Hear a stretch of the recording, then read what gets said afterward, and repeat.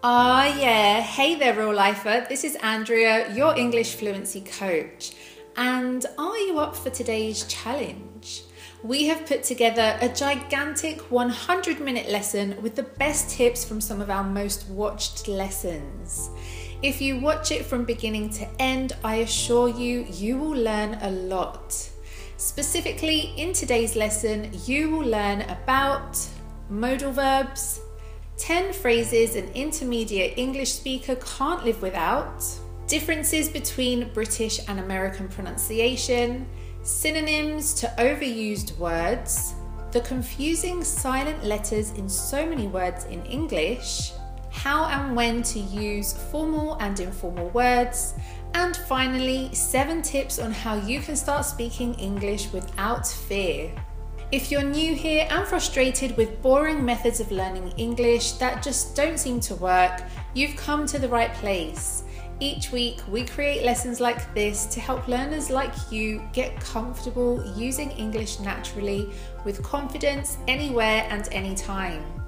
If you'd like to be part of our global community, be sure to hit that subscribe button and bell down below so that you never miss out on any of our new lessons. If you have been learning English for a while, you have probably studied something called modal verbs. For example, you probably know that we use must for obligations, may, might, or could for possibilities, and should for suggestions, right? But did you know that there are more advanced ways to use these words in English? In this video, you are going to learn 3 advanced aspects of modal verbs. Take a look at these letters on the screen. Each letter refers to one of the advanced uses of modal verbs we will be discussing today. Can you guess what they stand for? Number 1, deduction. To make a deduction means to reach a conclusion after thinking about the known facts. Let me tell you a bit about a girl named Sarah. Sarah has a brother, Matt, who is 2 years older than her. They have always gotten along well, but they've recently fallen out with each other. You see, Sarah was playing in her room with one of Matt's toys, one of his favourite superhero action figures.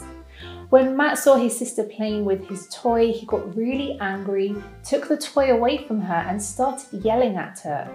Sarah then kicked her brother's leg and ran away. Furious, Matt yelled again, "I'll never play with you again." However, you walk through the park one day and see Sarah and Matt talking and laughing. They seem friendly towards each other. They're playing together and Matt even hands his favourite superhero action figure to his sister. What can you deduce from this? They must be talking to each other again. They may be talking to each other again. They might be talking to each other again.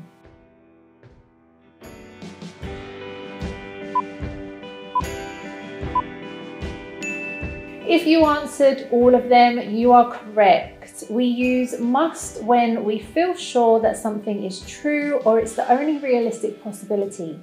In this example, I gave you some facts and background information about Sarah and Matt, and based on this information, you could deduce that they must be talking to each other again. Options B and C are also correct. We use may or might to say that we think something is possible, but we're not sure. They have the same meaning, but may is a bit more formal than might. We can also use could instead of may or might. So the phrase here could be, Matt and Sarah could be talking to each other again. Here are more examples. John is usually very talkative, but today he's really quiet. He must be upset about something. I don't know why Jenny doesn't want to play with us. She might be sick. Bob should be here already. He may be stuck in traffic. Maria looks so happy. She could be in love. Now, if you feel sure that something is not possible, you can use the word can't. For example, are you telling me that Patricia passed the test without studying? That can't be true. They had a really nasty argument. They can't be talking to each other now.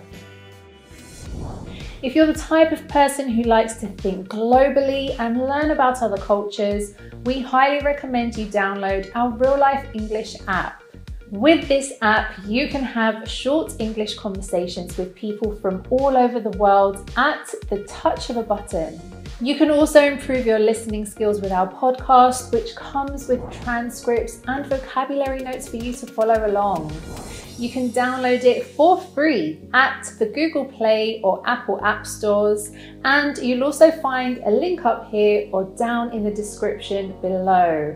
Join our global community and become a citizen of the world by downloading the app now.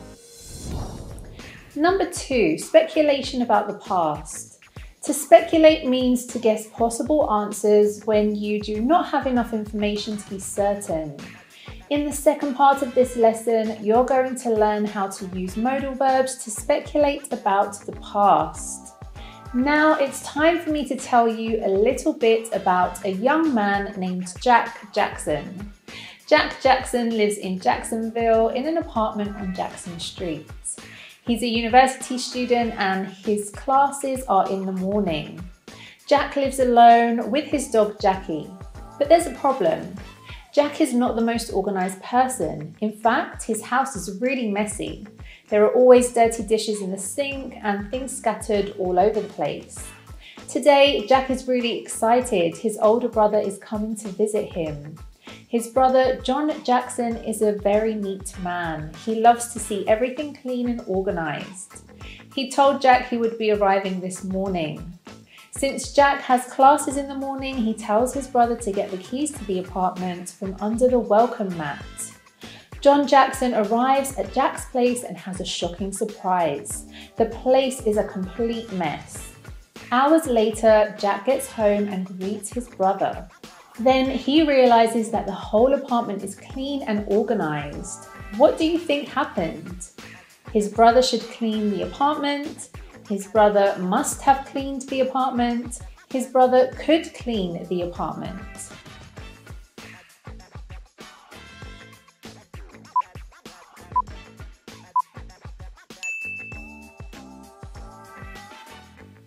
If you chose option B, you are correct. We use must have plus past participle when we feel sure about what happened.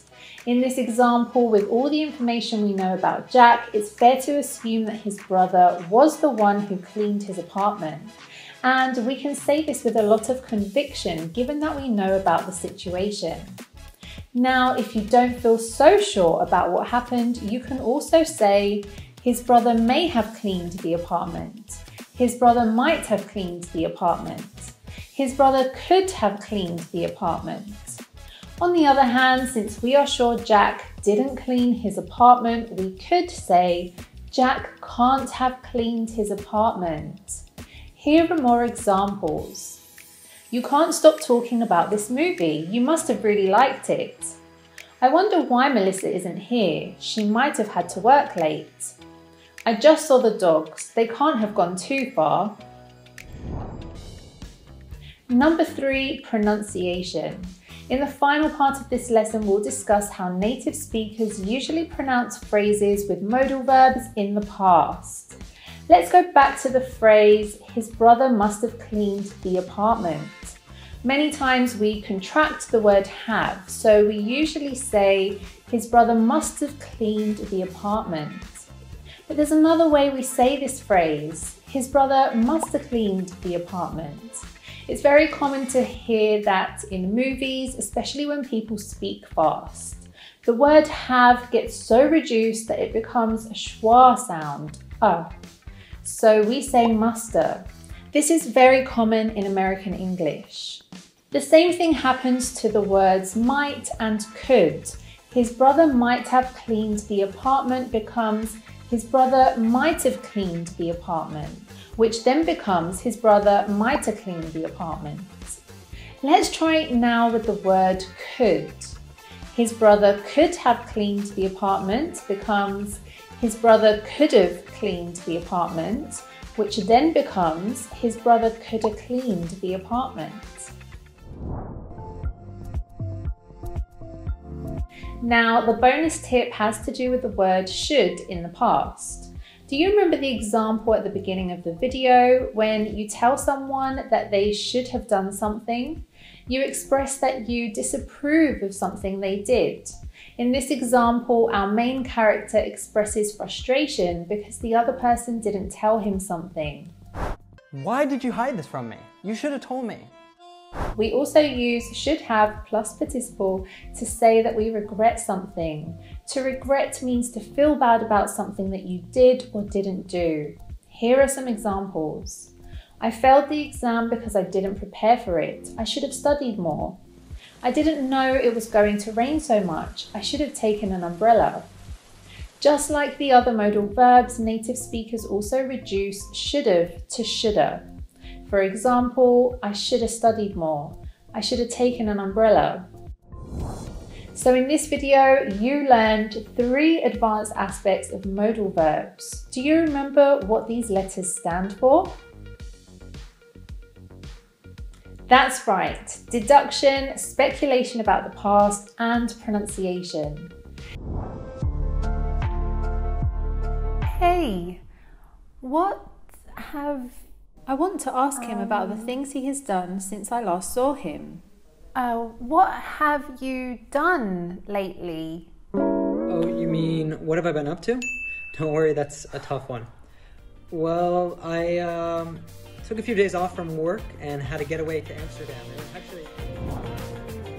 If something like this has ever happened to you, worry no more, because in this video we're coming to the rescue and we'll teach you 10 expressions that every intermediate English speaker needs to know like the palm of their hand.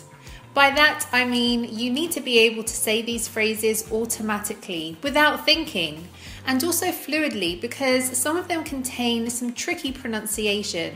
That's true, just like that example we just saw. What have you been up to? So if you're a beginner or intermediate English speaker, this lesson is for you. And if you're advanced, you might also learn a thing or two about connected speech in this lesson. I wouldn't click away if I were you. I'll start with the phrase that Ethan and I played around with in the intro. What have you been up to? We use this one when we see someone after some time. So maybe you've bumped into a friend, or you've bumped into a friend that you haven't seen for a short while, and you want to ask them what they've been up to since the last time you saw them. So this one isn't that useful when you're meeting someone new or someone for the first time. The thing to notice in this one is the connected speech. We don't say, what have you been up to? Rather, we connect those and treat it as one chunk, really. So you'll hear it as, what have you been up to? What have you been up to? So there I'm using a glottal T. Ethan will probably say it a little bit differently to me, but the way I say it is, what have you been up to? So there's quite a lot of linking there. A lot of the words get reduced. For example, like you and been, and that way it just has a fluid sound to it. Hey Ethan, long time no see. Hey Andrea, it's great to see you. What's new? What have you been up to? How will I reply to Ethan here?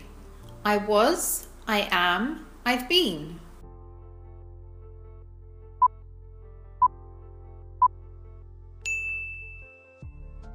I've been great, you know, working, going to my dance classes, that sort of thing.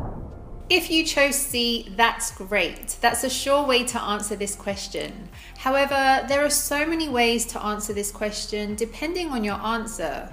You could also use other tenses. Some other responses you could also use are not much, same old, and something about what you've been doing. I'm still working on that project I told you about. Next, let's take a look at how about you. Now, if someone has just asked you what you've been up to, if you want to ask them the same to learn about their news, you can say, how about you? The next one is, what do you call this? So I use this one all the time when I speak in Spanish. It's really handy, especially when you sometimes forget vocabulary or you don't actually already know that word, you haven't learnt it yet. So unless you're extremely good at English and you know lots of vocabulary, this phrase can come in really handy in those moments when you don't know or you can't remember the vocabulary. So I've actually recently used the app with Nia, Diego and Max. Now pay attention to what they say when they don't know a word. So, yeah, I've been planning to get some new ones. Like, what do you call them? Like headphones, but the smaller ones? Oh, you mean earphones? And how are your studies going? Last time we talked, you said that you had an exam coming up, right? Yes, that's basically all I've done ever since. I've been feeling a bit, what's the word? Overwhelmed? Yes, that. It's a bit chilly here today in Barcelona. How about there? What's the weather like in Brasilia? Oh, it's scorching hot here today. In fact, I have the what do you call that thing again? Oh, the fan. Do you have any plans for is also a really useful phrase. You could say, do you have any plans for tonight, or do you have any plans for the weekend? This is a question that's great for conversations because you're asking about anything exciting the other person might be planning to do. You might also be arranging and trying to make plans with a friend. So maybe you want to know if they have plans for a specific time or day before you make a suggestion. So pay attention to how I say it. Do you have any plans? There's some linking and reduction going on in do you have. If you're asked this question, which tense will you use in your answer? Future with will, future with going to, or future with the present continuous? There's no right answer. However, if it's an arrangement you've already made, you should probably use the present continuous tense. Check out this example. So Andrea, do you have any plans for the weekend? Yes, I do actually. My husband and I are going to try out a new tapas restaurant. Now, this is a question for you watching this video. Do you have any plans this weekend? Let me know down in the comments. The next one is, what did you say? Listen to how I say it. What did you say? What did you say? So this one is really useful to have in your arsenal because sometimes you just don't hear clearly what the other person has said. Especially if you're using the app or Zoom and your connection is a bit choppy, as we say. You could even say, sorry, I lost you for a second, or you cut out there for a bit. When you say, what did you say? Be careful not to screw up your face. What did you say? And of course, there are alternatives. What does that mean? Could be used when you're speaking to someone and you don't understand what they have said or a word that they have said, or maybe you don't really understand the meaning behind what they are trying to say to you. So this is a good question to ask then. Also, with this question, pay attention to how you connect and reduce some words. What does that mean? What does that mean? I don't feel good could also be another useful phrase when you're not feeling particularly energized or you're not really feeling that well, but you don't want to be specific about what is making you not feel so good. Remember, don't say I feel bad because in English, this is used when you feel sorry about something. So maybe you've upset someone or you've made a mistake and you feel bad about it. This is completely different. This is to describe when maybe you have a headache, you have an upset tummy, or something has happened physically and you don't feel that great. You can say, I don't feel good. If you're actually feeling great, you can say, I'm doing great, can't complain, doing really well, couldn't be better, I'm fine, and you? Probably want to steer clear of the last one, although it is widely used. I must admit, I do sometimes quite often use it as well. It's a little bit of a lazy response and can be a bit boring, so try some of the other ones instead. So the next two phrases are useful for letting the other person know that you want to end the call or that you need to go. Now, I have to is a much better way to just say, okay, bye, or I have to go now. That can be quite rude and abrupt to end a call or conversation that way.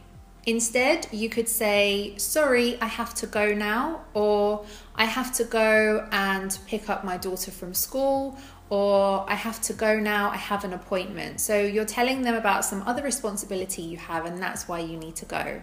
I have to is great because it's so versatile. You can use it in so many other situations. For example, if someone is making plans with you, you might say, sorry, I can't tomorrow, I have to, and then the responsibility that you have. Maybe even something like, I'd love to, but, and then your responsibility like, I'd love to, but I have an exam tomorrow that I need to study for. It's been great talking to you is fantastic to say just before saying goodbye to someone, and it's a really polite and positive way to end a conversation with someone. It lets the other person that you've been speaking to know that you have enjoyed speaking to them and you've enjoyed your time with them. This phrase is no exception to linking and reduction, so if I say it again, listen out for that. It's been great talking to you. It's been great talking to you. Okay, so hopefully you can hear those little reductions in there. Max, I've got to go now. It's been great connecting with you. Likewise, hope we can chat sometime very soon. Bye. Yeah, that'd be great. Bye, take care.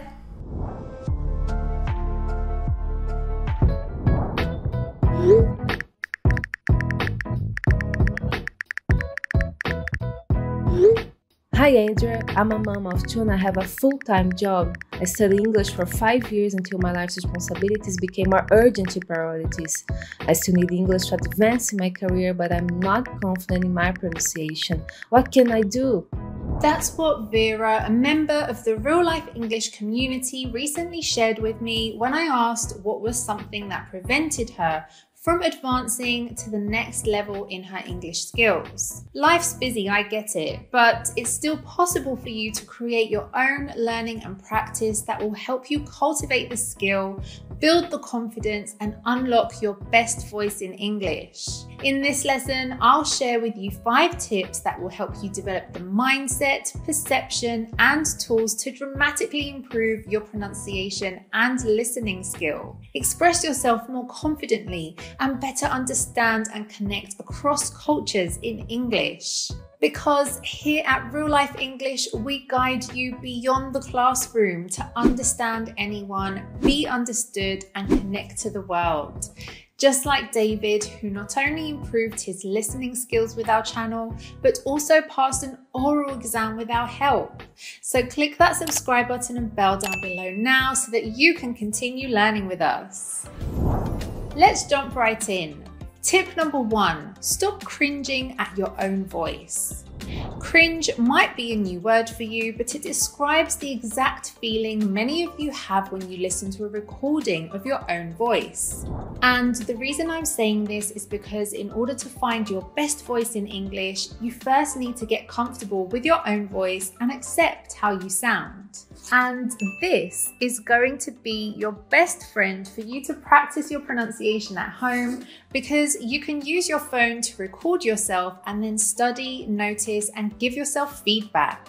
After I share tip number 2, you will record yourself imitating these 6 sentences that contain 90% of the subtle features that make up connected speech and the pronunciation that they don't teach you at school. Tip number 2, find your model English speaker. It could be me, it could be Ethan, an actor, or it could be a fluent, more experienced English learner. Keep in mind that whoever you choose, they should be someone who has the pronunciation style that you aspire to have, because you'll imitate their pronunciation. For now, we're going to give you 2 different samples of native pronunciation. I'll say these 6 sentences myself and then Ethan will pronounce them. You're free to choose, or maybe you want to even play around with your pronunciation and imitate both of us. That's okay, just keep in mind that we have different accents. This is exactly what you're going to do. We'll play the audio of these utterances and then we'll give you a few seconds to mimic, then we'll play the same sample for you to check. You need to record the whole thing. Nice to meet you.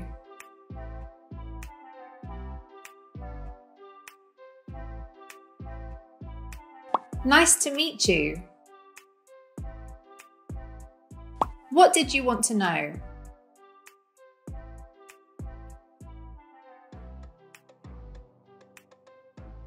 What did you want to know? Love him or hate him?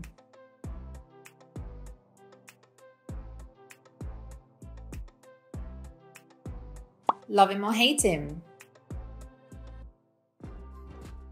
A lot of people use the internet.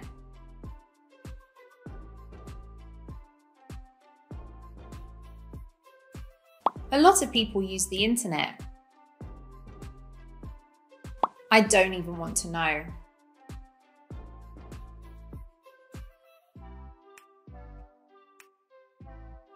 I don't even want to know. What do you mean?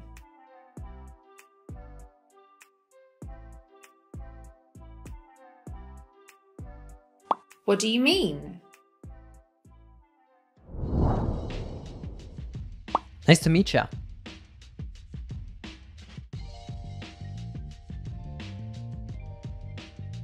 Nice to meet ya. What did you want to know?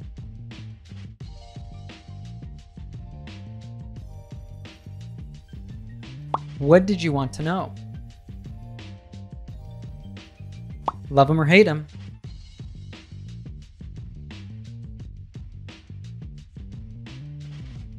Love him or hate him?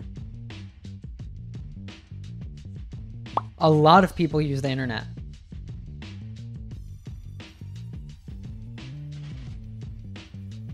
A lot of people use the internet. I don't even want to know.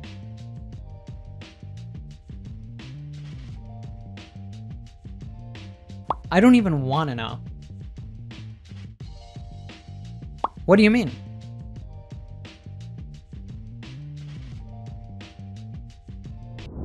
You're going to be much better equipped to teach yourself how to make certain sounds. There are no sounds in the English language that you can't make. The challenge lies in figuring out how to engage your oral musculature so you can do it exactly as the model English speaker you've chosen. Here are some fundamental concepts for you to start becoming more aware of your vocal articulation.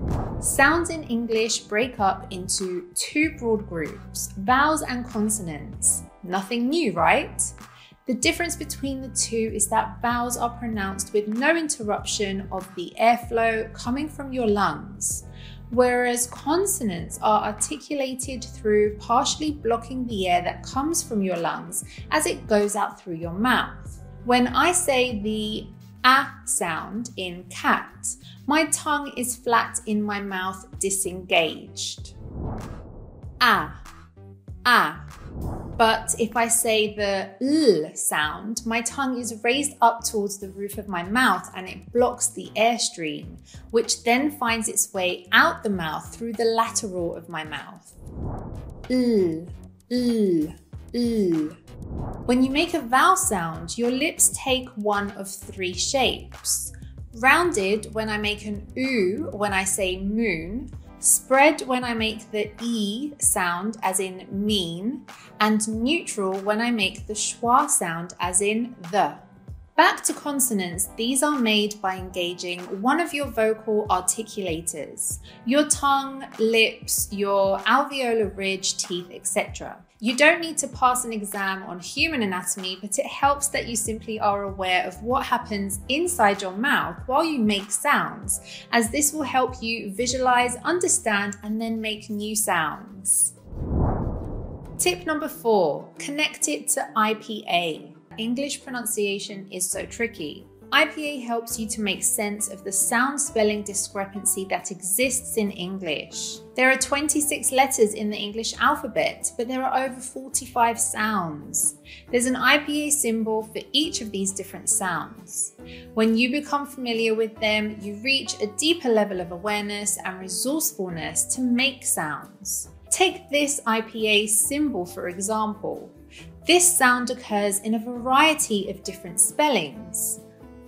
As in bus, as in month, double O as in blood, as in country, and as in enough. Now take this vowel sequence. It can sound as U as in should, U as in group, and or as in for. For an untrained and inexperienced English learner, this might sound very confusing, but you'll be amazed with the clarity that you'll get once you start to get familiar with IPA symbols. Tip number 5, get feedback. Most learners can self-teach many sounds when they get to a more advanced level of pronunciation understanding, which you do when you practice more, become more aware of your vocal articulators, and become more familiarized with IPA. Those are basically the tips I've shared in this lesson so far. This is why recording yourself is so important. Once you do, you can listen back and evaluate your own pronunciation. Ask yourself, in what way was my pronunciation different from that of my model English speaker? Most times, I'd say maybe 80 to 90% of the time, you can diagnose the areas of your speech you need to work on more. For the other 20 or 10% of the time in which you simply can't figure out what the difficulty is, that's when getting feedback from a teacher that's qualified to teach advanced pronunciation can give you valuable feedback. That's exactly what you can get if you sign up for the Fluent with Friends course. In it, you'll find our very own deep pronunciation training course where we teach you the art and science of how natives cut, connect, and eat their words, and also provide you the feedback about your own pronunciation. The Fluent with Friends course also comes with a bonus IPA course, so you can try that right now for free by clicking up here or the link down in the description below, and we'll send 3 mini lessons straight to your email. So little by little, with only 10 minutes a day, you can start implementing this into an action plan. You'll find a model English speaker, me, Ethan, or whoever, then you'll start recording yourself. As you do this, reflect on your articulation of the sounds and on how you're engaging your articulators to make the sounds, the tongue, the lips, the teeth, etc. Become more familiar with IPA. There are endless amounts of resources online which you can quickly find by searching the term IPA for English learners. When you listen back to your recordings, it's critical that you give yourself feedback. And if you can, get feedback from a pronunciation teacher. Congratulations to you for making it this far in this video. It shows you're committed to improving your pronunciation. My father is in the car. My father is in the car. She bought her daughter a bottle of water. She bought her daughter a bottle of water. Tomato. Tomato. You like potato. You like tomato. And you like tomato. Potato. Potato. Tomato. Let's go. Hey there, real lifer. As you've just seen, Ethan and I pronounce things a bit differently. I'm from London in the UK and he's from Colorado in the US. These differences are most noticeable in how we pronounce some vowels and also in the fact that some vowels in British English are longer. The difference also lies in consonant sounds, word stress, and intonation. In this video, we'll focus on the vowel sounds, that is, pure vowels, meaning a single vowel sound. There are 12 in British English. Diphthongs, which is when we put 2 vowel sounds together, oi, for example, in boy. Triphthongs, 3 vowel sounds together, which are mostly missing in American English. An example of a triphthong is oil, as in royal. and semivowels. I'll also show you how this vowel diagram works. It can be very useful to understand how vowels are made and how they're different across accents. This lesson is for you if you are curious about the general differences between the accent of American and British English, or if you're interested in improving your own pronunciation, whether you choose an American or British system of pronunciation. When we talk about vowel sounds and how they are different from one another, it's helpful to look at this chart of vowel sounds, which represents a side view of your mouth. Each vowel here is mapped according to the position of your tongue. Try saying I and then oo. I, oo, I, oo, I, oo. Your tongue moves forward and back. And if you say I and an open A sound like in cat, I, a, you can feel how it moves up and down. Okay, let's now compare the vowels from the two variants. Actually, we'll start with two sounds that are not exactly vowels and not exactly consonants. That's maybe why they're called semivowels. These are the R, same as in the R sound, and the Y. Let's bring Ethan back. Hi. The absence and presence of the R sound is probably the most significant difference. In British English, we only pronounce the R when it is followed by a vowel sound. For example, red, trip, sorry. Red. Trip. Sorry. This includes a linking R, meaning when there's a vowel after an R that's at the start of the next word. The car is mine. The car is mine. However, when there isn't a vowel sound after the R, most British English speakers will omit it. If they pronounce it, it's very weak and gentle. I work near the park. I work near the park. Purple is my favorite color. Purple is my favorite color. Supermarket. Supermarket. Let's compare some individual words. Again, I don't say the R, but Ethan does. Ear. Ear. Air. Air. Heard. Heard. Door. Door. Large. Large. Here. Here. The other semivowel is Y. This is the sound in words like you or yes. In a word like tube, this sound is between the T and the U. So I say tube as in YouTube, and Ethan says YouTube. Duty. Duty. New. New. Tuesday. Tuesday. On Tuesday, tune into the news. On Tuesday, tune into the news. This is known as yod dropping. Now, if you want to tune your ear to understand real native speech in any accent and practice your speaking, you must download our app, the Real Life English app. You can use it to listen to our podcast along with the transcript so that you don't miss a thing. And it will connect you to other learners from around the world for short, dynamic conversations. The best part, it's absolutely free. It's available to you right now at the touch of a button.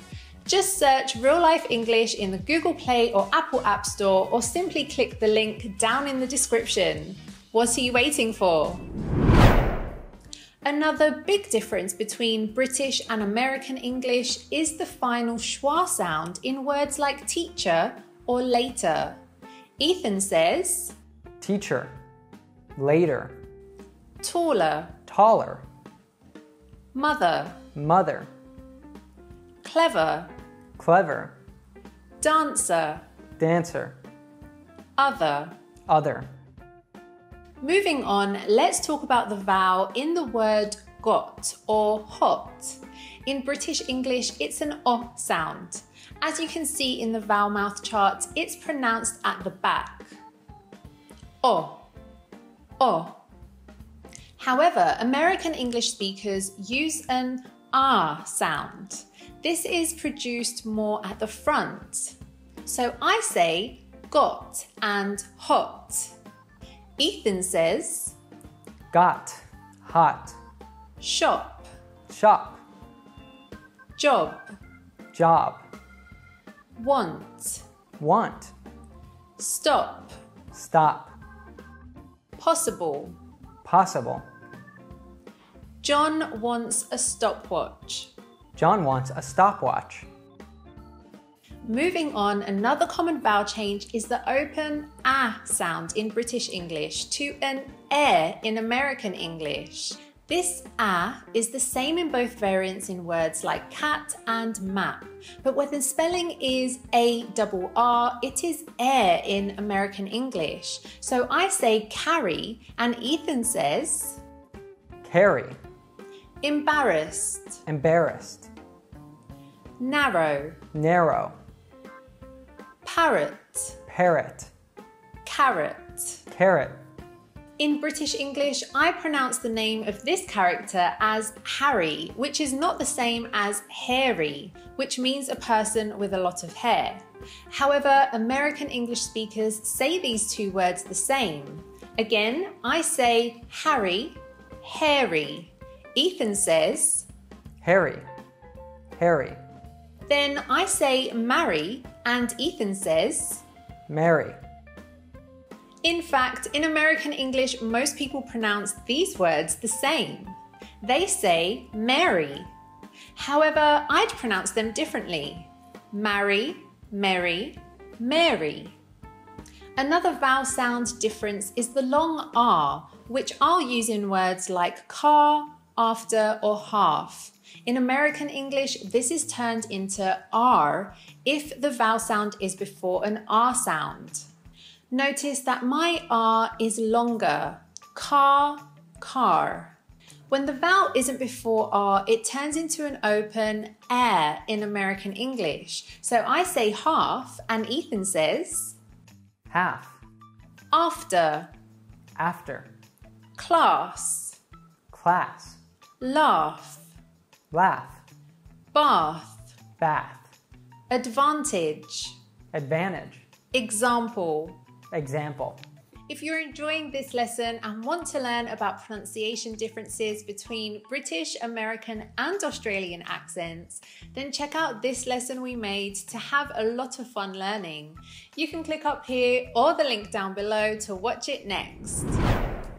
Let's now talk about when two vowel sounds come together. In movies and TV shows, you might notice that some British English speakers say the diphthong in words like these. No, go, show. If you look at the vowel chart, it starts in the center of the mouth and moves towards the oo position.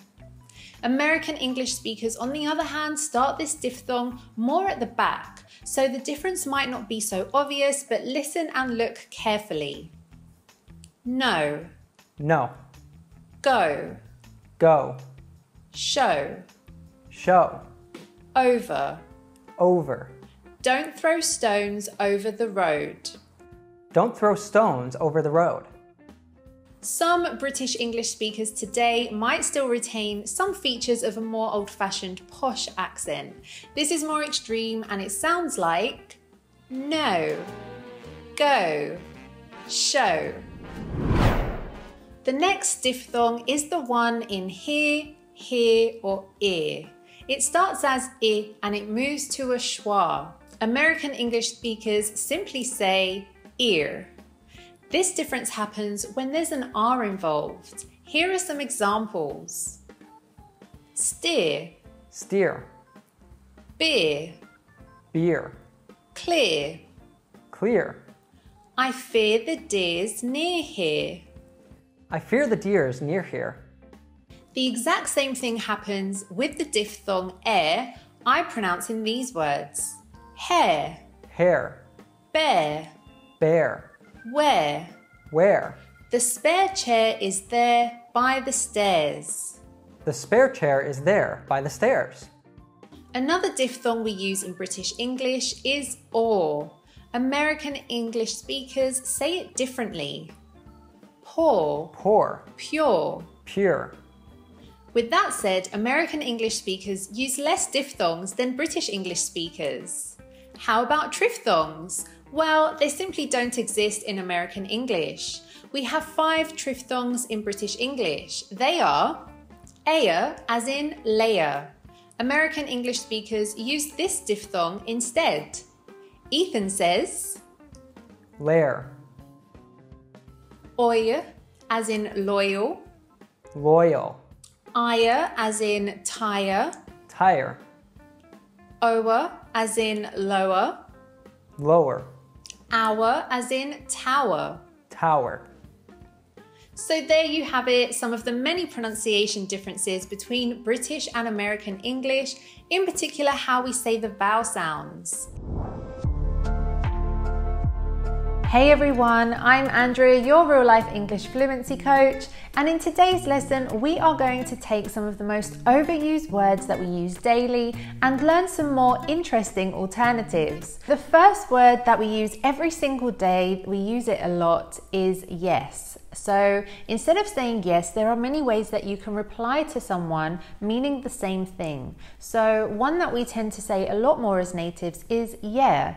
And yes kind of seems a little bit more formal, and so you might write it more in formal situations, maybe for work or university and things like that. But if you're just having a conversation with someone or you're texting someone, you're probably more likely to just say yeah.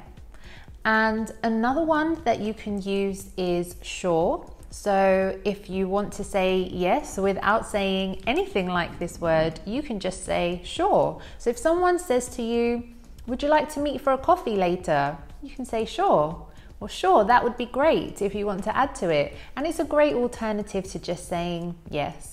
Another alternative, which is maybe a little bit more American, but is definitely being used more in Britain as well now, is a shortening of okay. So you can say okay.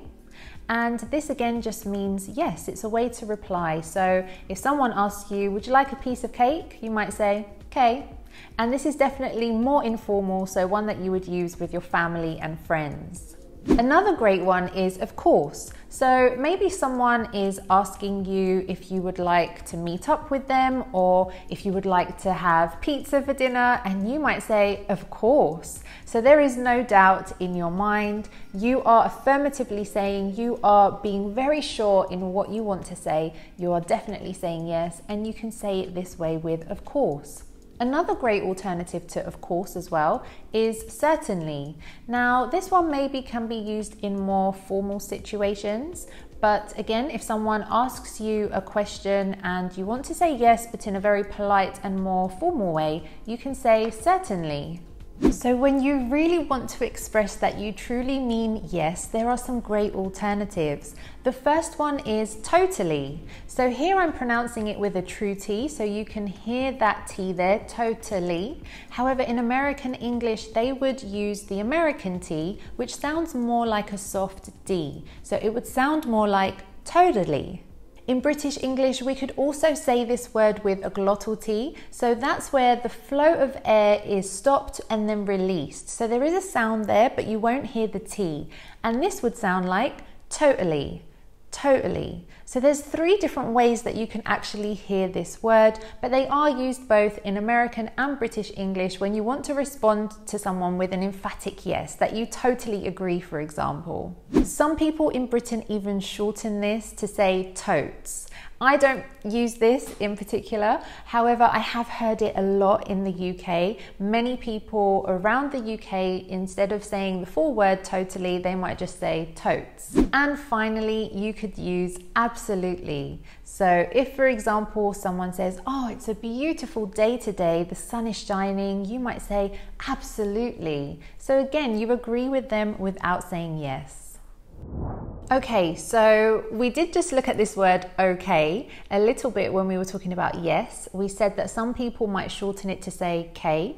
So rather than responding to someone with okay, you can do it this way. It's a very informal way that you could just do it with your friends, and you just want to be very quick. You'd probably write it in a text message as well, just to your friend, like if you're agreeing with something, okay.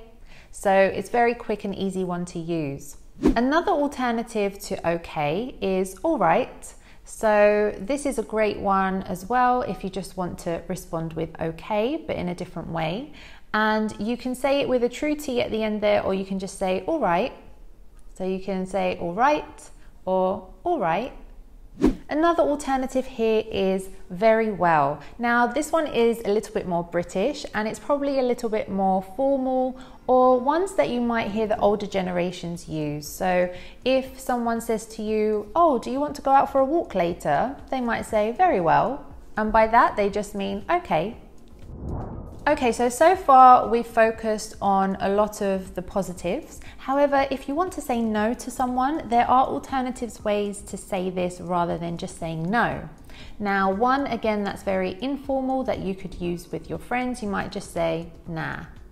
And you can hear this in British and American English. It might be elongated slightly, so you might hear nah, or you might hear someone just say nah.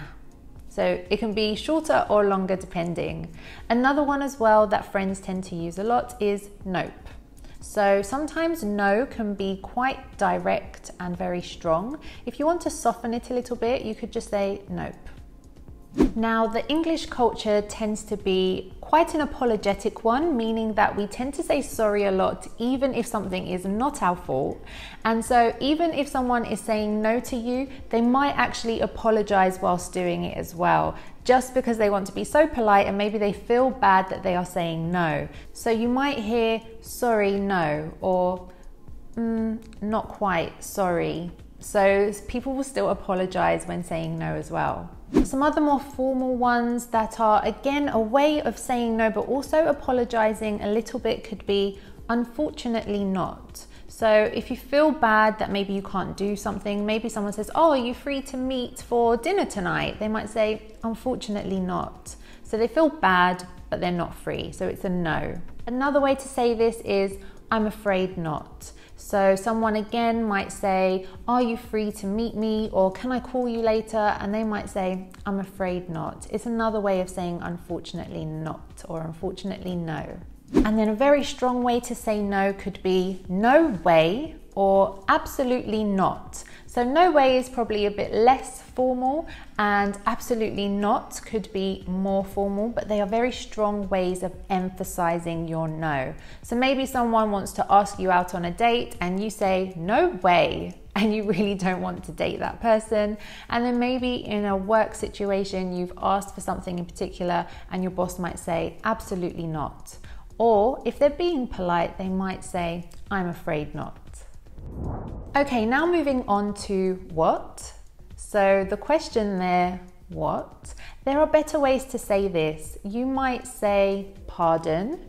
And if you're being really formal and very British, you might say, I beg your pardon. And that's definitely in a more formal situation, maybe when you've offended someone. You've probably heard this in some older TV series from the UK as well. But definitely if, for example, you're having a conversation with someone, it could be quite rude to say what and screw up your face in this way a little bit. So it's nicer to say, excuse me. So if you didn't hear what someone says, you're having a conversation with them and you want them to repeat what they said, but without being rude, without just saying what, sometimes that can come across rude. So it's better to say, excuse me, or sorry. And moving on, some alternatives to sorry could be, I didn't mean to. So maybe you've hurt someone's feelings, maybe you accidentally tripped someone up or bumped into them and they might give you a look and you say, I didn't mean to.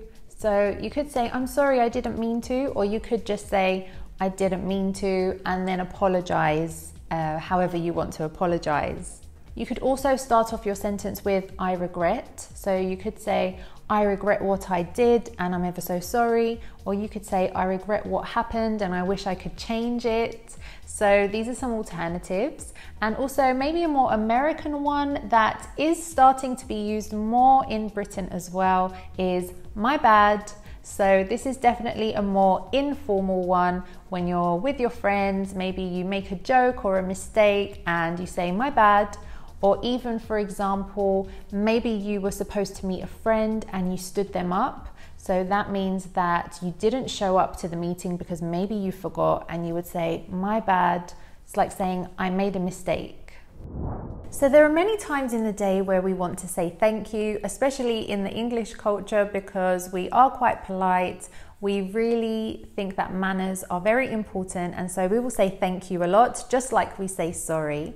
But there are some great alternatives to saying this. One being, you're a star. So if someone has done something very kind or has been very helpful to you, you could say, you're a star. Another one you could say is, I owe you one. So it's like you want to return the favor. So maybe they've helped you out with something. Maybe your babysitter cancelled on you and your friend has said, oh, I'll do that for you. And then by saying thank you, you can say, oh, I owe you one. So one day you could return the favor. Maybe you could babysit for them. So there are some great alternatives to this word. To show your appreciation as well, you could say, I really appreciate it, or I appreciate that, to show your thanks, to show your gratitude. You could even say, you shouldn't have. So maybe if someone gives you a gift, this is a good one to use. If someone is giving you a gift, maybe for your birthday, but you weren't expecting it, you could say, oh, thank you so much, you shouldn't have.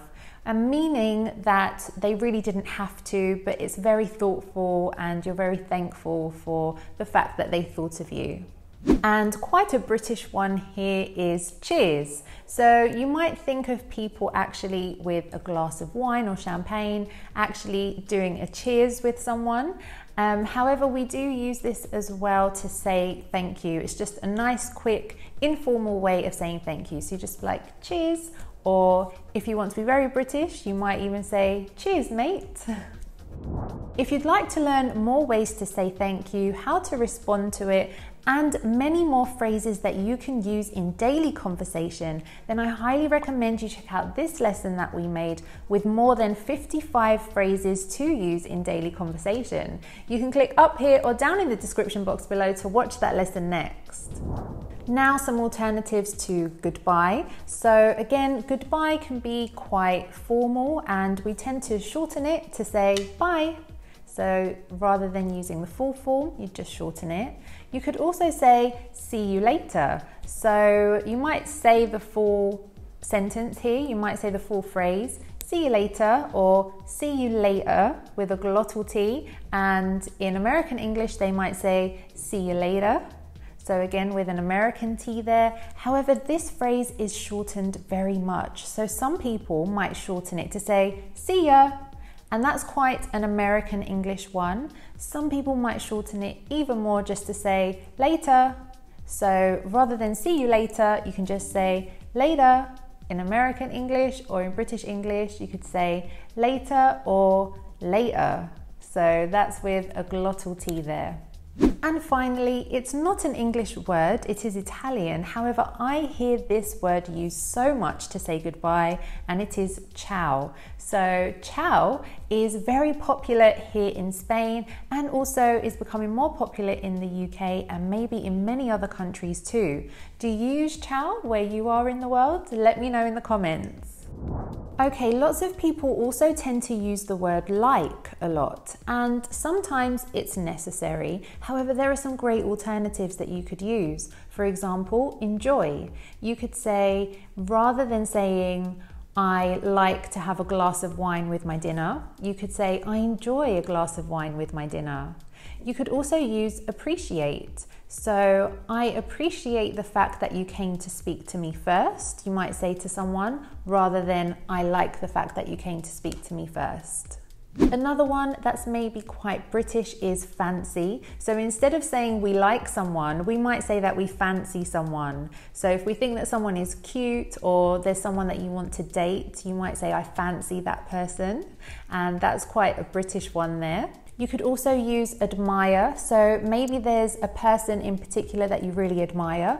Rather than saying, I like this author, or I like this actor, or I like this celebrity, you could say that you admire them, meaning that you appreciate what they are doing, you look up to them in a certain way. So it's much better and more interesting word to use here.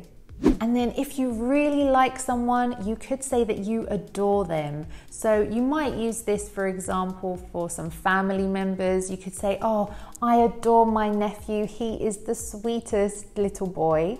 for example, or if you really love someone, then you can use that instead of like as well. So adore means that you really like them, and then of course love means that you love someone, but it's an alternative to like. If you really strongly like them, that you love them, you could use this as an alternative.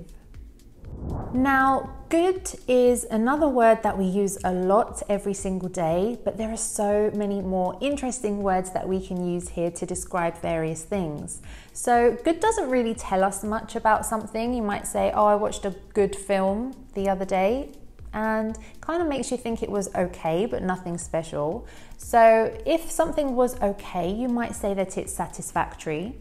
So rather than it being very good, it was satisfactory. So it was just okay. So maybe good is here and something satisfactory is just below it. However, if it was good and it's better, then you might say it was wonderful. So you might say you had a wonderful day rather than saying you had a good day.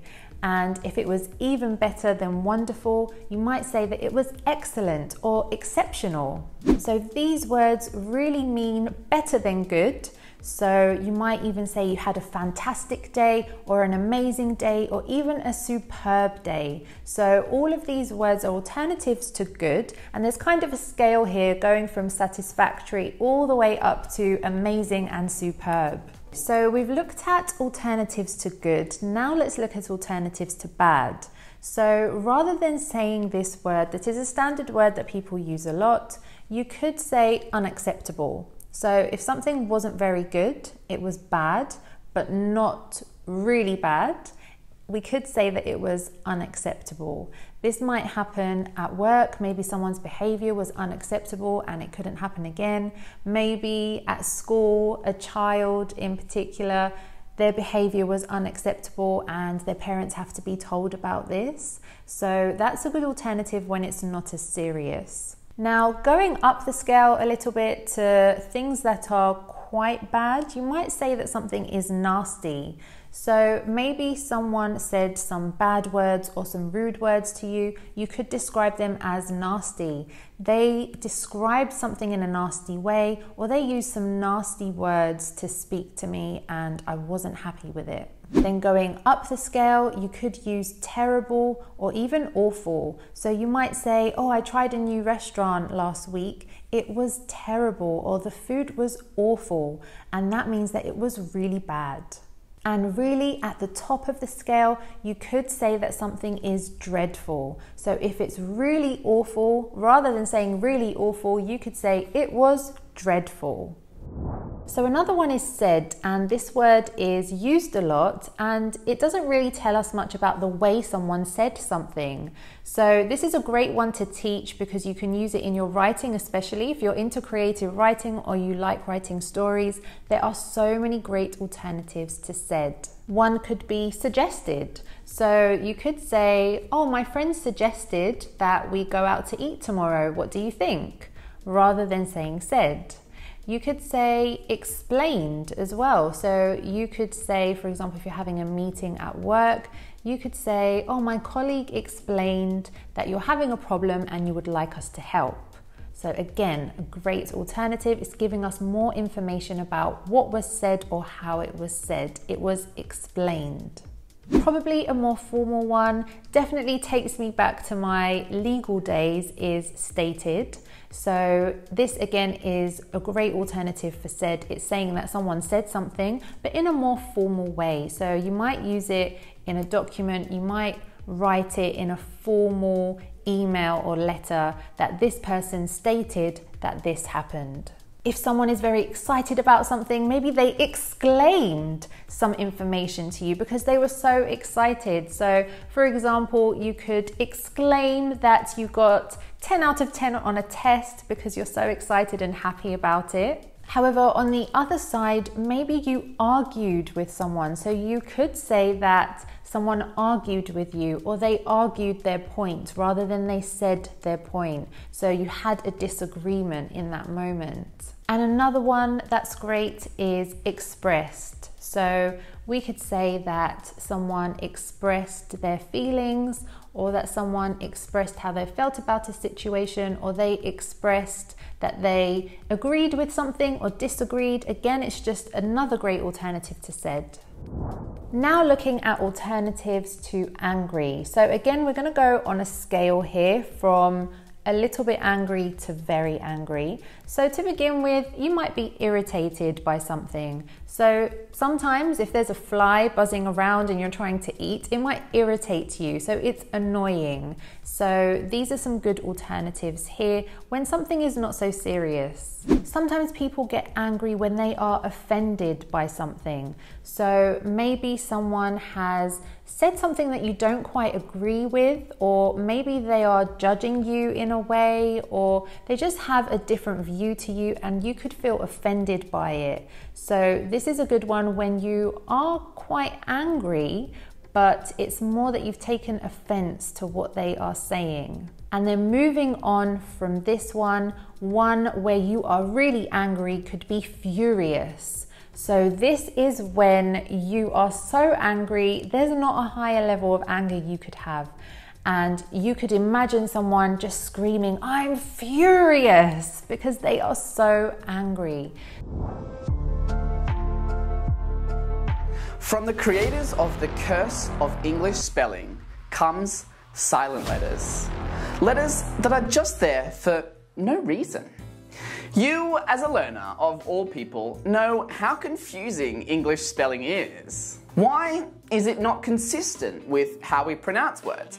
For example, OUGH can be pronounced in many different ways. Take a listen to how I pronounce these words. Bought, though, thorough, tough, drought, through, and cough. Weird, right?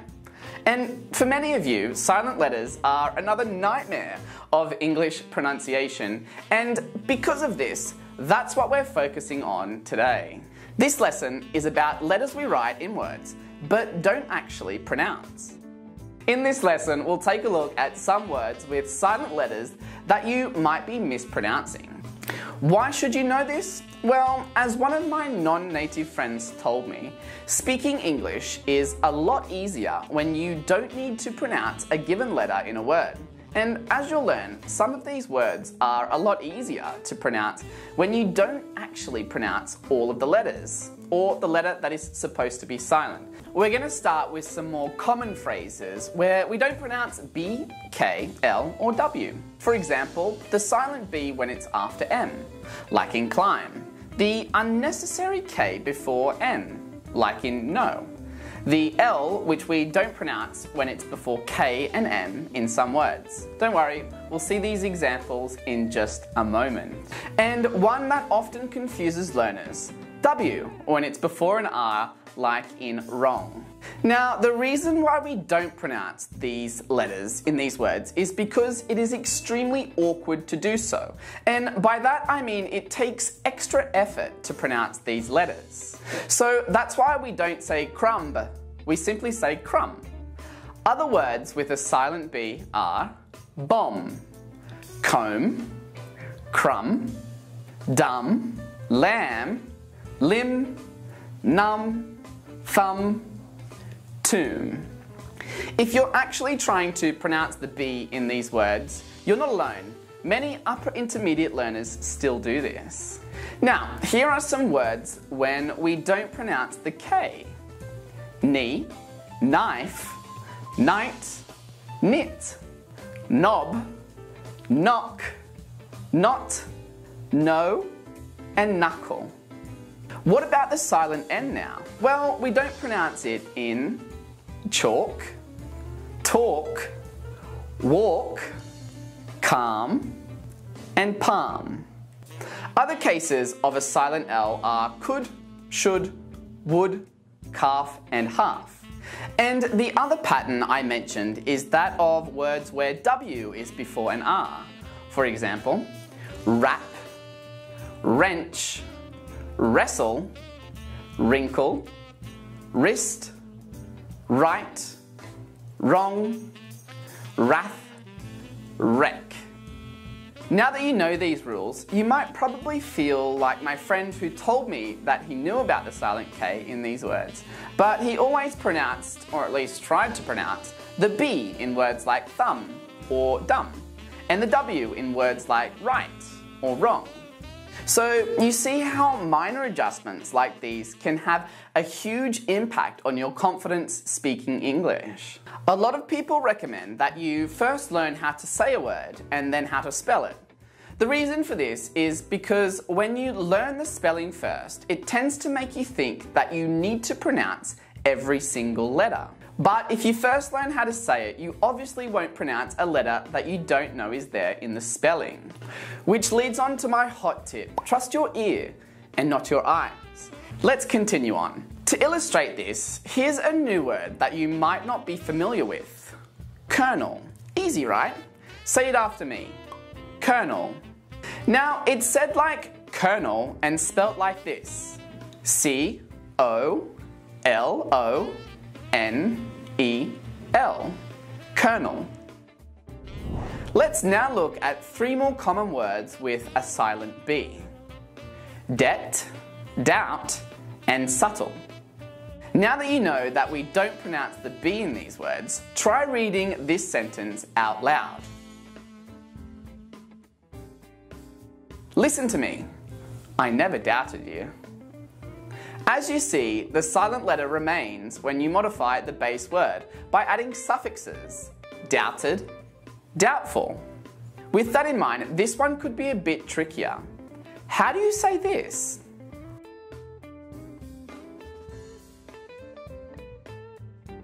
Yeah, that's right. I am deeply indebted to him for his help. Now, if you know that the B is silent in subtle, how do you say this word in this sentence? You got it. Some of the subtleties of the language are lost in translation. Now, if you want to learn why the T in can't in American English is sometimes not pronounced, then you need to check out this amazing lesson that Ethan made. To watch it next, I'll link it up here or down in the description below. Now, let's move on to another silent letter. How do you say this?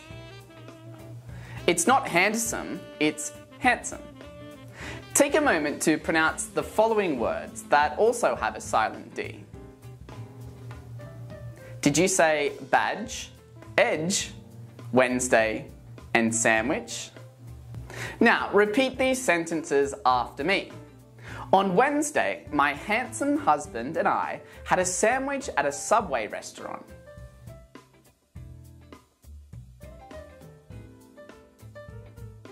The soldier was awarded a badge of honor.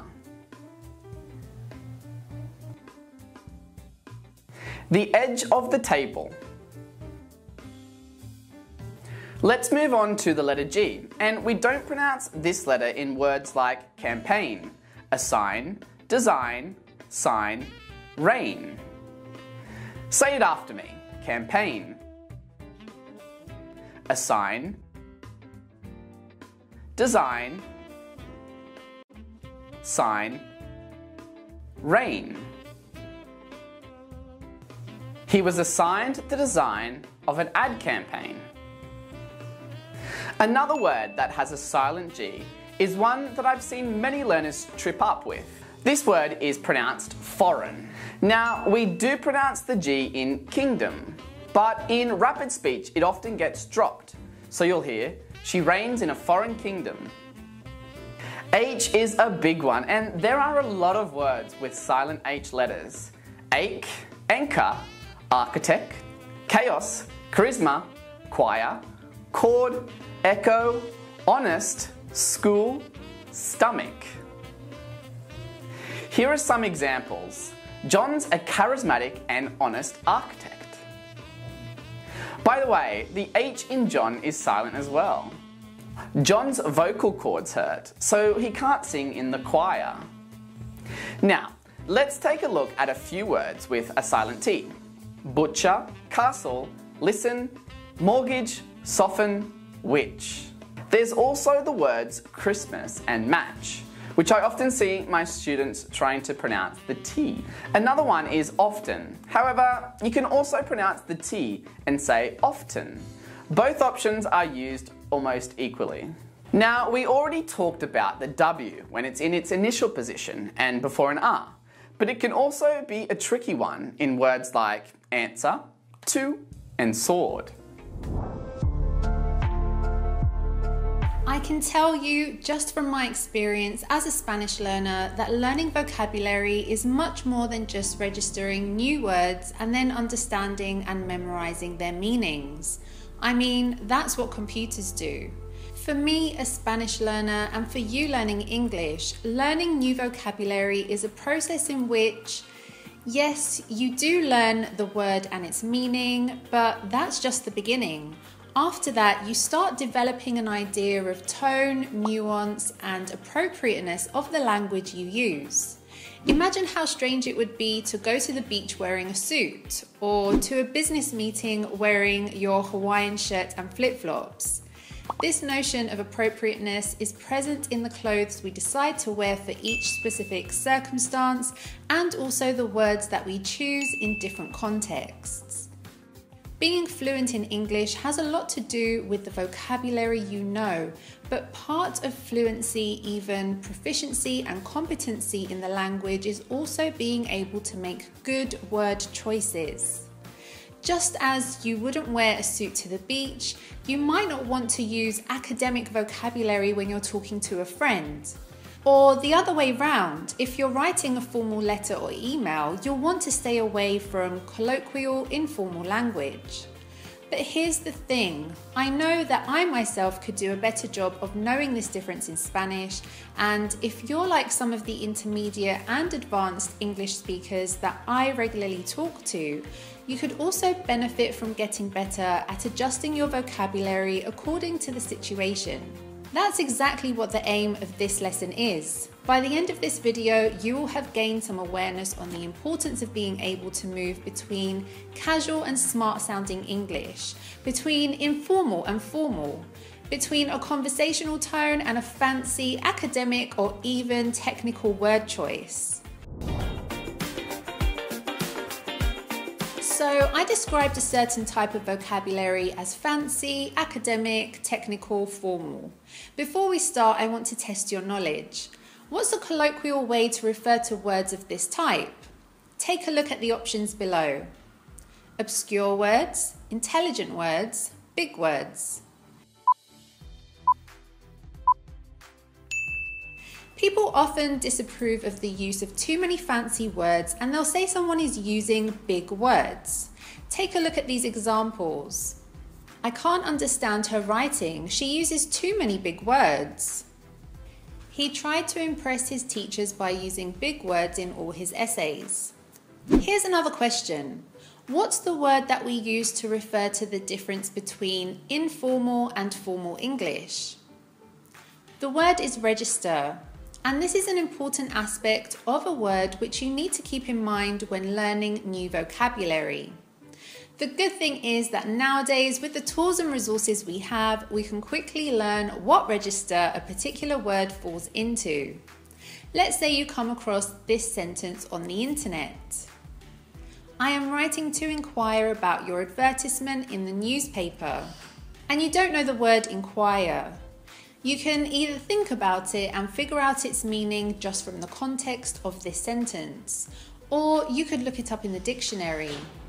If you do this, you'll see that the dictionary often tells you whether a word is formal, informal, or even slang or not.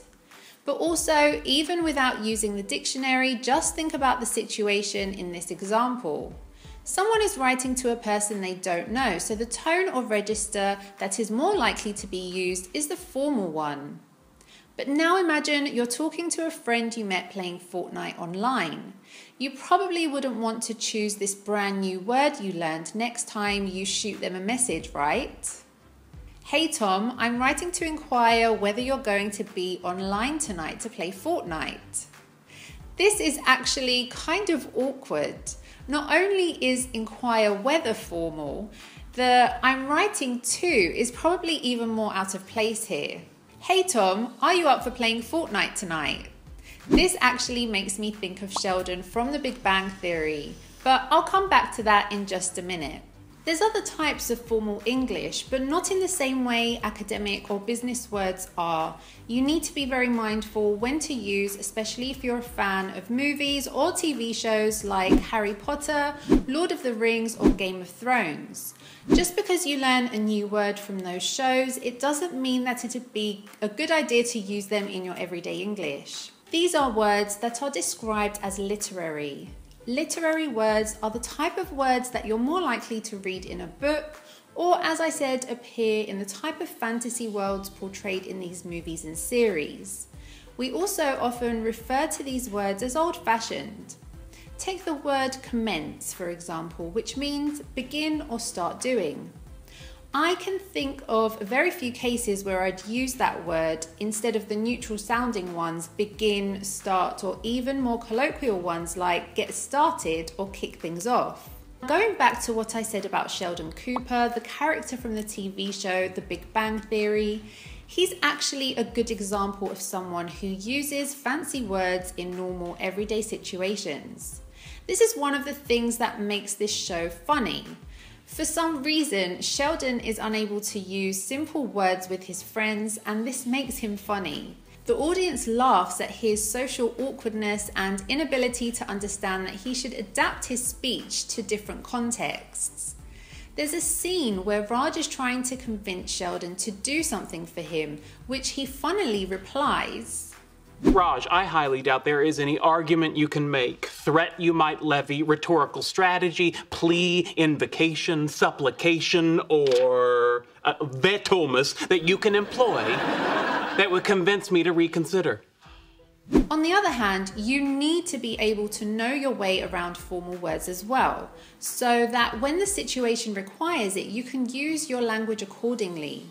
This makes me think of another funny character that in some ways is the opposite of Sheldon. I'm talking about Joey from Friends. There's a scene where Chandler and Monica ask Rachel to write a letter of recommendation. Then Joey says, how about me? I can write a letter of recommendation for you. Chandler and Monica look surprised and say this. Sure, we would have asked you. We just thought you wouldn't be interested. Yeah, it's just that we don't think of you as really being so much with the words. Wait, What you working on? Oh, Monica and Chandler's recommendation. I want it to sound smart, but I don't know any big words or anything, so... The point is that you need to develop an intuition for when it's okay to use a certain type of vocabulary, and beware of some traps you could be falling into. If you're enjoying this lesson, please give it a like, because if you do, it's shown more around YouTube and so more people can watch it and learn with it. Also, if you found this lesson useful, why not share it with a friend or your English learning group? Alright, let's get back to the lesson. This activity is going to help you compartmentalize different types of language constructions to the right register. In writing, where do we want to avoid using contractions like there instead of they are?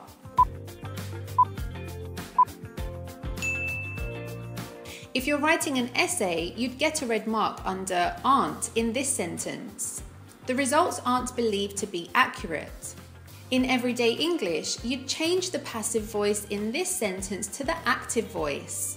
I don't believe, or even I don't think, the results are accurate. In an informal situation, should you use phrasal verbs?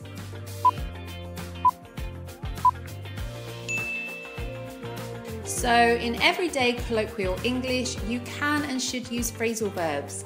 If it's a formal situation, like in a business meeting, you can still use phrasal verbs, but you might just want to do it less frequently. If it's a formal text, then you might want to avoid phrasal verbs altogether.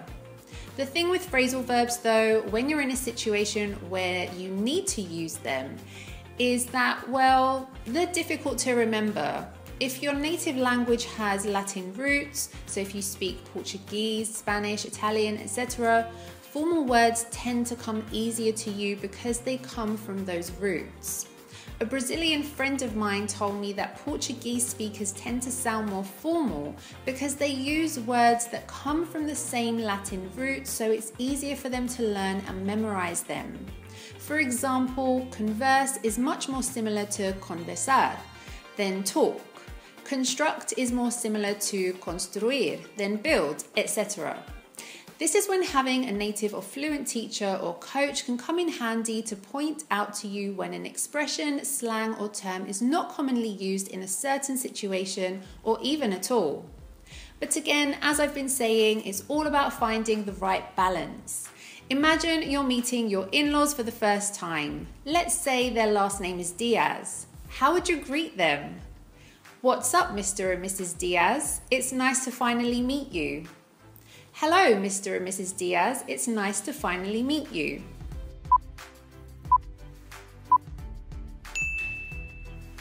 What's up is a great way to greet or say hi to people if you know them well and are friendly with them. So now let's jump into the top 10 most difficult names for English learners to pronounce. Now, something really interesting about names in the United States is that almost all of us are descended from people from other countries. So you'll find a lot of surnames that originally come from other languages. However, even if you see a name that might seem like it is from your native language, you probably should still try to pronounce it like an American because normally that's how we will pronounce it. It kind of loses its original pronunciation. So that said, how would you pronounce this famous singer's name? Let's take a look at how some different learners might say this. Rihanna. Rihanna. Rihanna. Rihanna. Diana. All right, so she would say her own name as Rihanna. Now, you'll find a lot of Americans that also mispronounce this by saying Rihanna. Now, the correct way is with that ah sound, but either way, you'll definitely be understood. Just make sure that you're not pronouncing the H and that you are saying the R as an American or a Brit would. So it's that R sound, not a tap R or a rolled R. Moving on, this isn't a real person, but it's a super difficult name from the popular book series and movies Harry Potter. Now, how would you say her name? Let's take a look at how some different learners would actually say this incorrectly. Hermione Granger. Hermione Granger. Hermione Granger. Hermione Granger. Now don't feel bad if you didn't say this correctly because it was difficult for me even before the movies came out and I heard tons of different people say this a different way. But now we tend to accept the way that it was pronounced in the movies. So this is pronounced as Hermione Granger. Hermione Granger. Next is definitely one of the most popular actors that we see all over the internet. And how would you pronounce his name? Now let's take a look at how some learners often mispronounce this one. Keanu Reeves. Keanu Reeves. Keanu Reeves. Keanu Reeves. Keanu Reeves. So you should say it Keanu Reeves. All right, have you ever heard of this actor? So in the US and the UK, we have many Irish names, as is this actor's first name. So how do you think that we would pronounce this? Now let's take a look at how some learners often mispronounce this one. Sean Penn. Champagne. Sean Penn. Sean Penn. Sean Penn. Sean Penn.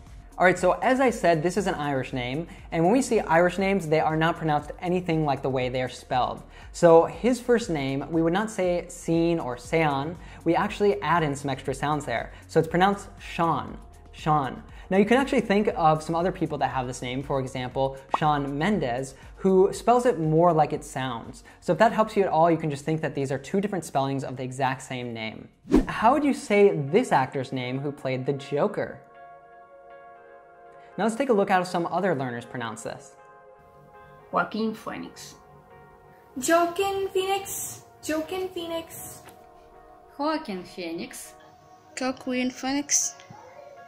Joaquin Phoenix. Now this one is probably really difficult for you because there's so many strange letters in here when you actually hear the way that we pronounce it. So it's Joaquin, Joaquin. Now a good way to remember this is that it sounds like the verb walking.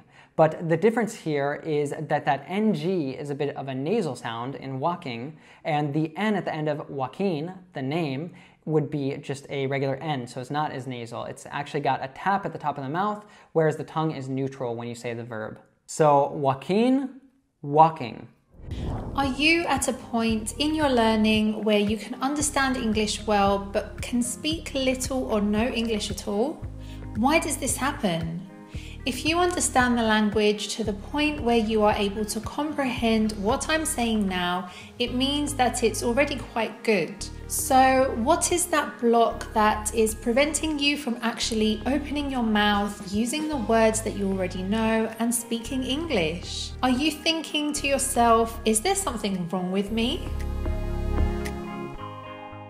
No, there isn't anything wrong with you, but I understand exactly how you feel because I myself went months without speaking a single word of Spanish while living here in Spain. You're suffering from what in second language learning is known as the silent period, but when you learn about it, you realize there's nothing to suffer from as it's a natural part of learning a second language. What's important though is that you spend the least time possible in this period, that you break out of it and that you start unlocking the endless benefits of speaking English freely in the world. That's exactly what I'll teach you in this lesson. Now I'll give you some tips. They'll be relevant for you if you're still not talking or if you find it really hard to do so consistently. Number 1, don't let anxiety get the better of you. Whether you're not talking at all or you're doing it very little, accept that as part of the process. In this lesson so far, I've explained to you why it's okay to be like this. What's not good is to forever be in this state, but you will not be. Learners with high motivation, self-confidence, a good self-image, and a low level of anxiety are much better equipped to succeed in English. But if this lack of speaking is creating this debilitating anxiety, you need to work at it so that you can gain this peace of mind I mentioned before. Think of a process that you think is going to help you improve your English, keep you motivated, and help you increase your motivation and confidence. Then keep at it consistently, and progress will surely come your way. Number 2, use a springboard. In competitive diving, athletes use a springboard to help them elevate in the air, gain momentum, and then perform all these fantastic acrobatics. Speaking a second language is quite similar feat. Formulating your ideas in English, which involves words and grammar, and then articulating them, which involves pronunciation, is pretty similar to an acrobatic dive. However, at this point, you don't have to worry about the acrobatics. Just the act of jumping is the win we're looking for. You're just going to dive straight into the water, no need for all the fancy stuff. So, leaving the metaphors aside, your springboards are your sentence starters. When you know a few basic ones, you can start to talk and get momentum. I'll give you some examples in just a moment after the next tip. Number 3, boring sentences. Master answering questions with boring sentences. What is this, you might be asking? So if the goal is to start speaking, we're going to start with the basic stuff. We're going to jump off that springboard straight down first. Then when we gain practice, we'll add all the twisting, somersaults, and all the fancy stuff. Maybe one of the things that prevents us from speaking is a feeling of insecurity that you can't do it with a perfect pronunciation, a perfect accent, using idioms, phrasal verbs, and all those things. So let's start with an essentialist mindset. Think of how you would introduce yourself. I know many advanced English speakers that struggle with this simple question because they focus too much on doing it in a sophisticated way, which isn't a bad thing.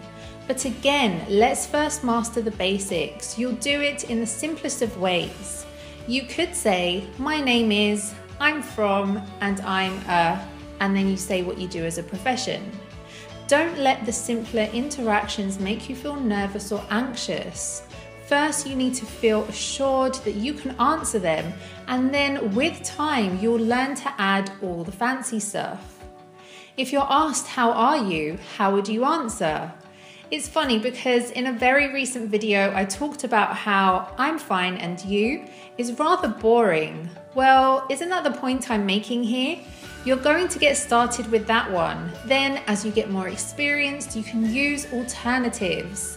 I'm doing great, can't complain, doing really well, couldn't be better. Now let's go back to the springboards, which in other words are your sentence starters. Let me ask you a question. Do you know how writers conventionally start a story? I'll give you some options for you to choose. A very long time ago, once upon a time, one day. Conventionally, many stories begin with once upon a time. You need your conventional story starter for the different types of discourse that you will use to talk English. Here are some examples.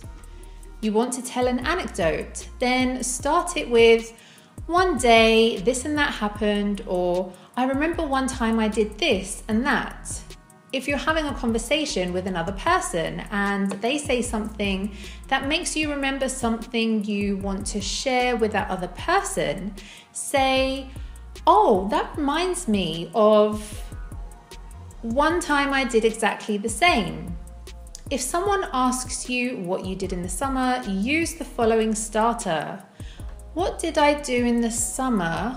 And then elaborate. So, okay, I met with some friends, I traveled to, and so on.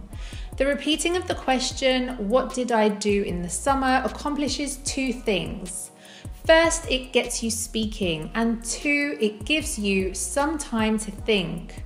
Just try not to do it for every single question you're asked.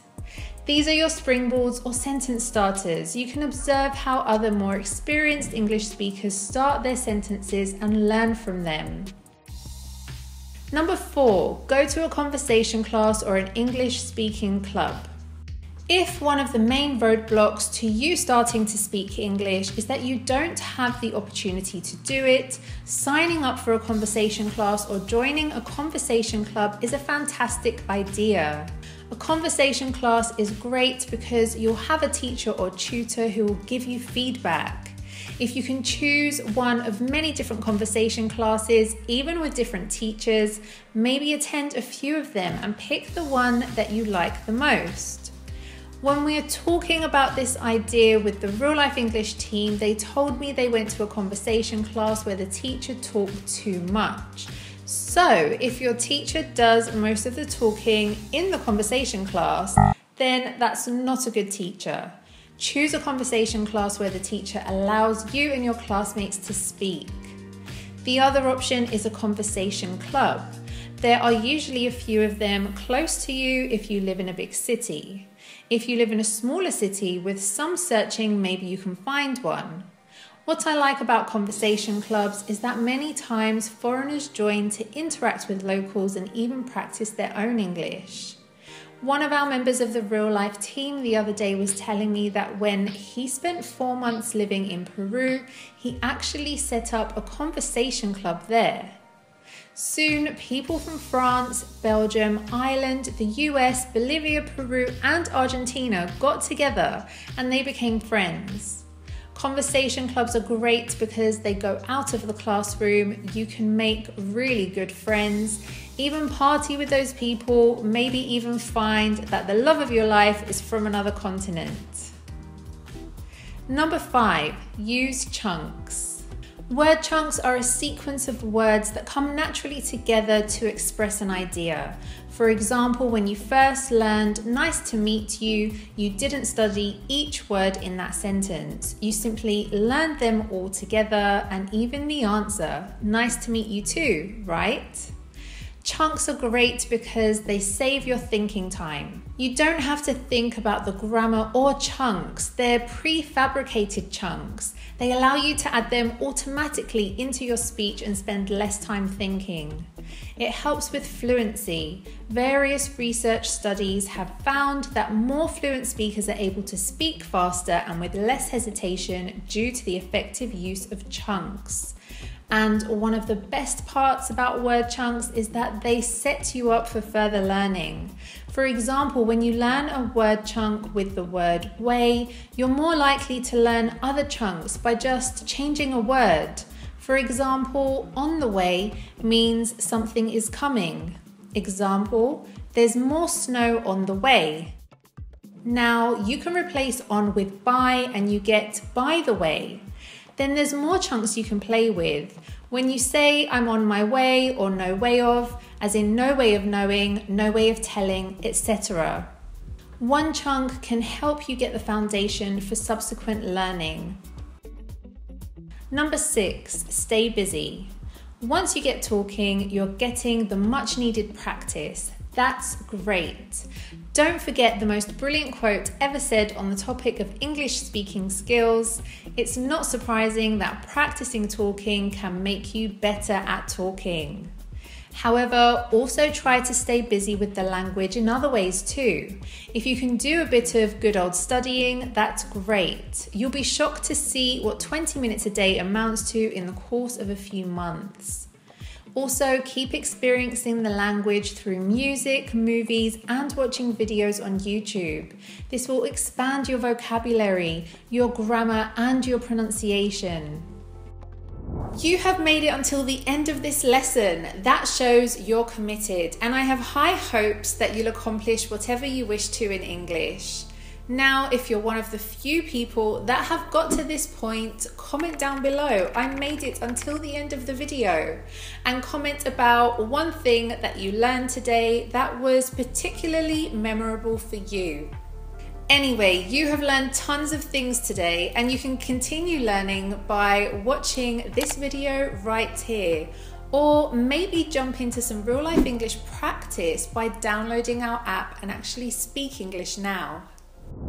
Recording yourself having a real phone conversation in your native language and analyze it. This will help you identify what questions you normally ask, how you answer them, phrases you use the most, etc. After that, you can script a phone call.